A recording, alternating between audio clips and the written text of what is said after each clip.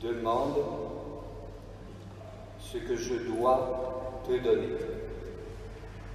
C'est Dieu qui parle. Et Dieu qui parle au roi Salomon, au jeune roi Salomon.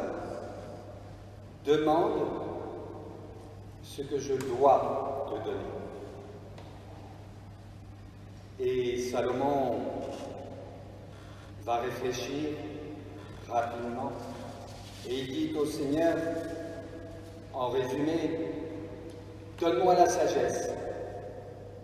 Je suis un jeune roi, je succède à mon père David, qui a vécu très longtemps, qui a régné 40 ans à Jérusalem. Alors j'ai besoin de cette sagesse, Seigneur, pour gouverner mon peuple. Et comme Salomon, dans sa prière, a fait la bonne demande, il reçoit la sagesse et bien des choses en plus. Mais il reçoit la sagesse pour gouverner son peuple. Demande ce que je dois te donner, c'est la parole de Dieu. Cela signifie que cette parole de Dieu, elle est déjà orale. Dieu a parlé de nuit, dans un songe, à Salomon. Il a parlé dans son cœur. Il a parlé dans son cœur. Et ensuite, bien sûr, cette parole a été écrite. C'est la Bible. Ce sont tous les textes de la Bible et ce premier livre des rois qui nous rapporte la prière de Salomon. Tout cela, c'est très important pour nous, pour chacun d'entre nous. Parce que, vous savez, quand on prie ou quand on fait une prière de demande, bien souvent, on commence par parler. Oui, Seigneur, donne-moi ça, donne-moi ça, donne-moi ça. Seigneur, je te prie pour ça, je te prie pour ça, je te prie pour ça. Ça ne marche pas. Parce que la première chose que fait Salomon, c'est d'écouter, même peut-être en dormant. Il se met en état d'écoute. Et nous aussi, il faut apprendre à écouter dans notre prière, à commencer par écouter. On commence toujours par écouter le Seigneur. Et l'écoute, elle a besoin de silence. Et nous sommes en silence et vous m'écoutez. Merci. Oui, l'écoute a besoin de silence.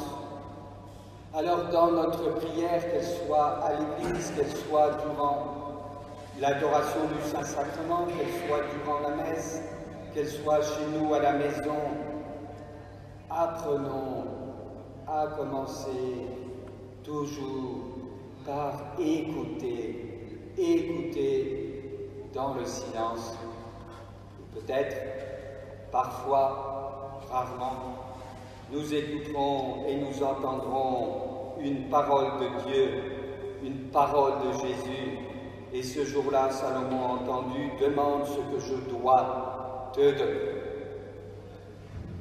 Donc l'écoute, le silence, et puis, comme Salomon toujours, prendre le temps de réfléchir et de nous dire, mais qu'est-ce que je vais demander au Seigneur? Il faut que ça soit une bonne demande, une bonne prière. Il se trouve qu'un jour, j'étais avec un jeune et sa mère venait de décéder. Et puis il me regarde et puis il me dit, il était bien sûr dans la peine, on ne pourrait pas demander qu'elle ressuscite. J'ai attendu un peu, je ne m'attendais pas à une telle question, à une telle réaction. Je lui ai dit simplement, non, non, je ne crois pas. Puis après, Bon, j'ai célébré cet enterrement. Mais la prière de ce jeune, la question de ce jeune, n'était évidemment pas la bonne demande. Parce que sa mère était là, elle était décédée. Alors je sais bien que Jésus a ressuscité Lazare, ou le fils de la veuve de Naïm, ou la fille de Jaïr, mais ce sont des signes exceptionnels que Dieu a donnés, que Jésus a donnés, pour annoncer sa propre résurrection et pour permettre à ces trois personnes de revenir à la vie terrestre pendant un temps avant de mourir de nouveau.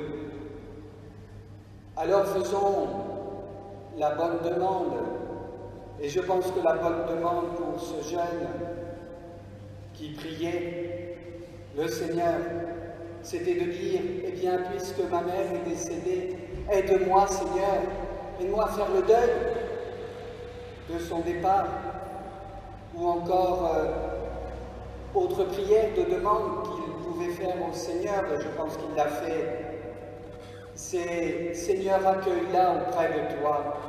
Elle a quitté cette terre. Maintenant, qu'elle soit avec toi dans la gloire du ciel, dans ce royaume de Dieu dont nous parle Jésus. » C'est dans l'Évangile, parce que dans l'Évangile, le Seigneur emploie plusieurs paraboles pour nous parler du royaume des cieux.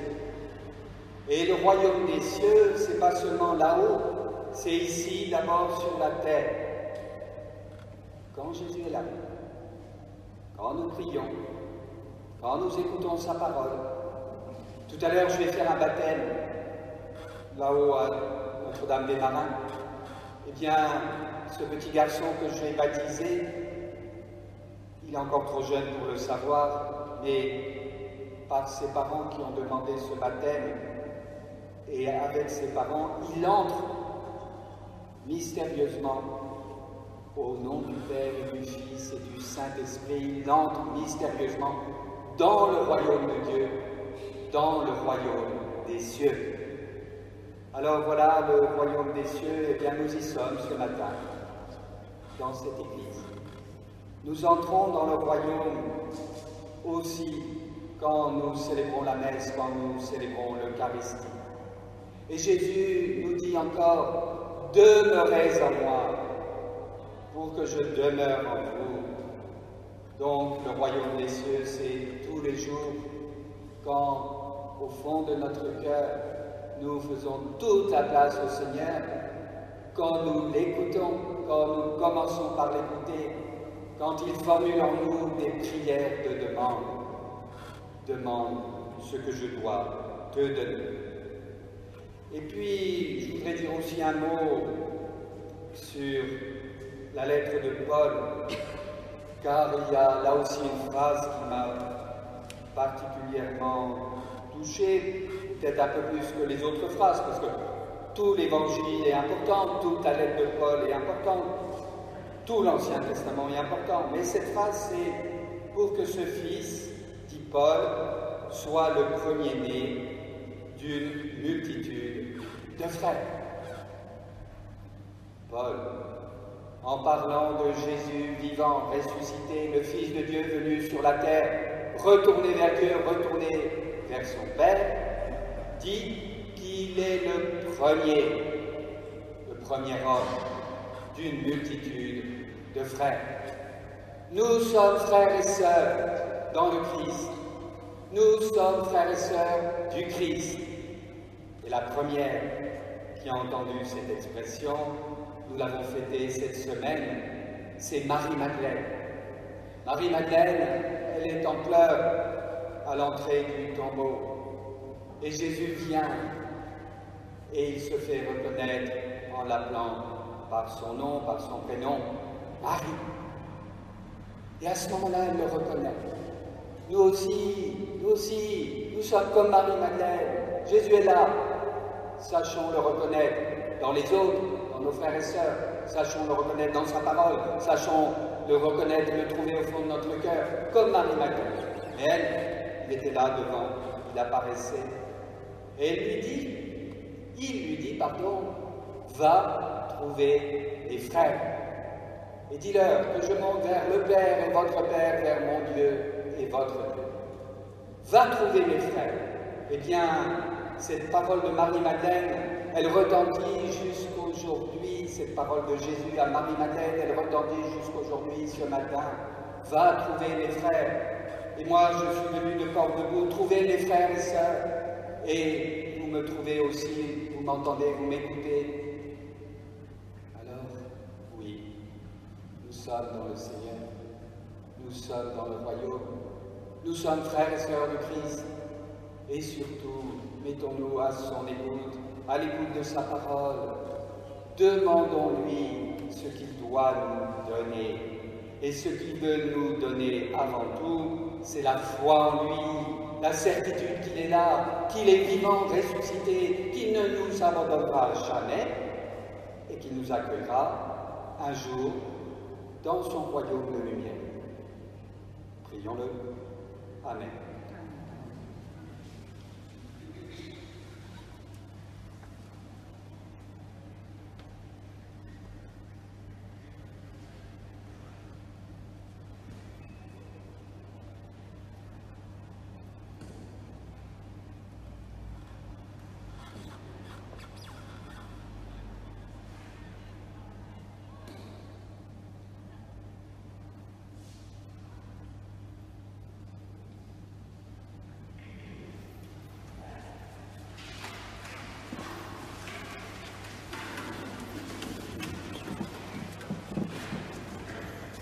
Redisons notre foi en ce Jésus-Christ, en ce Père du ciel, en l'Esprit d'amour.